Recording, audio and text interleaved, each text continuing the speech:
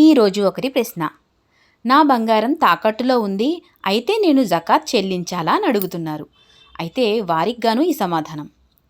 మీ బంగారం గనుక 7.5 తులాలు దాటి దానిని మీరు తాకట్టులో పెట్టుకుంటే, అంటే బ్యాంక్లో కానివ్వండి లేదా బయట వారి దగ్గర కానివ్వండి తాకట్టు పెట్టుకుంటే, మీ బంగారం పైన తప్పకుండా జకాత్ అనేది తీయాలి. అయితే కొందరు అంటారు, మేము తాకట్టు పెట్టిన బంగారానికి వడ్డీ కడుతున్నాం కదా, అసలే నష్టాలలో ఉన్నాం, ఇంకా మేము జకాత్ అనేది ఎలా చెల్లించాలి అని అడుగుతారు. అయితే వారి గురించి నేను చెబుతున్నాను. ఒక్కసారి లాజిక్గా ఆలోచించండి. మీరు మీ బంగారాన్ని అమ్ముకోవడం లేదు, తాకట్టు పెడుతున్నారు. అంటే ఏదో ఒక మూల మీకు ఆశ ఉంది, దాన్ని మీరు విడిపించుకుంటారు అని.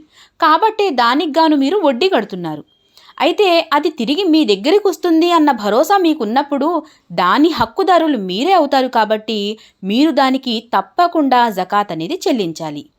ఇంకొక మాట, చాలామందికి తెలియని విషయం ఏమిటంటే, జకాత్ ధనం అనేది రంజాన్ నెలలోనే ఇవ్వాలి అని అనుకుంటున్నారు. కానీ అలా కాదు.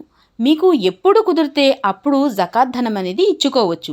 కాకపోతే రంజాన్ నెలలో అయితే ఆ ధనానికి గాను అల్లాహ్ సుబ్హానహు వ తఆలా 70 రెట్లు అధికం చేసి పుణ్యం ఇస్తాడు. కాబట్టి చాలామంది రంజాన్లో ఇవ్వడానికి ఇష్టపడతారు.